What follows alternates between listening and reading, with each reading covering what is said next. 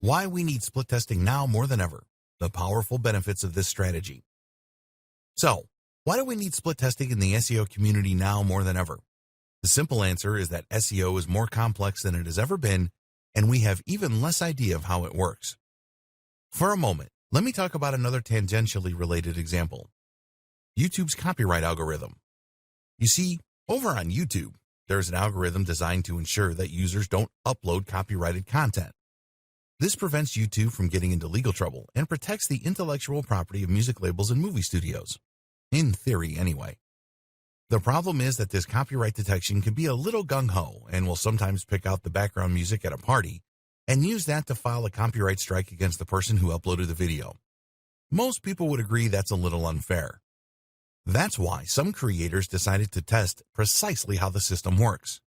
They did this by uploading hundreds of versions of the same song, versions that had been modulated up or down a semitone, versions that had been transposed down an octave, versions played background, versions played quietly, versions played only for short clips. Doing all of this allowed them to test the limits of the system and then to provide the wider community with useful rules on how to avoid being penalized. They discovered that if less than 10 seconds of content matched, then the person who uploaded the video would likely be fine. And this allowed for a whole host of fair use practices. SEO is just the same. Google is constantly changing its algorithms, moving the goalposts, and going back on what it has said. One minute, it's a good idea to get as many links as possible. The next moment, that's the worst thing you can do. Right now, Google is making a big push toward a more AI-driven service. It wants the user to speak to Google using natural language and to receive carefully curated responses drawn from the web. That is far more complex than simply looking for exact keyword matches, and it makes our job as SEOs that much harder. That's why using A/B tests to identify precisely what works and what doesn't is such an important move. Then there's the fact that this is so multivariate. For example, it might be that Google would prefer you to use a number of headers in your content with keywords in a perfect world.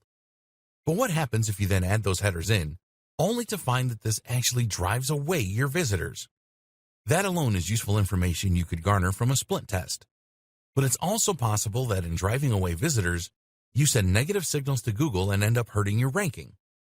Even though what you're doing is considered good from an SEO standpoint, it is working contrary to another system within the ranking algorithm. When you take all of that into account, it becomes less obvious what you should do, and this makes it all the more useful to just test it and see what actually works. This is useful if you are a business looking to climb the ranks of Google without shooting yourself in the foot. It's useful if you are starting out and want to adopt the very best strategy from the very start. And what's more, this is extremely important if you're an SEO specialist or agency selling your services to a client. At a time when nothing is certain in the world of SEO, explaining to a customer why you think they should adopt a certain strategy or employ a particular technique is difficult. But if you can show clearly that the strategy works in a controlled and safe environment, then you can increase your chances significantly of securing their business. Why split testing is the perfect business strategy. In many ways, split testing is the perfect business strategy. If that sounds hyperbolic, then hear me out for a moment. How can any business strategy truly be perfect, you ask? The answer is that when employed correctly, split testing will literally evolve your site to the point where it thrives, avoiding all the bad mistakes that you might have otherwise made along the way. So, let's say you start out with a fairly average site that is performing very averagely in the SERPs. Using split testing, you might decide to start using more H1 tags with keywords in, or you might choose to start using images a little more. This causes a bump in your position. You then decide to test some design changes to your site. Doing so convinces you that you should be using a slightly less busy and more modern layout. You therefore switch to a new theme for your WordPress site that looks great. Bit by bit, you adopt more decisions to help to hone your site into the perfectly optimized design for Google, and slowly but surely, it climbs the ranks. You can't make a bad decision because you see those mistakes coming a mile off. And if you keep tweaking, you keep on improving. In this way, split testing is the best way to evolve your site and is the closest thing to a perfect strategy there is.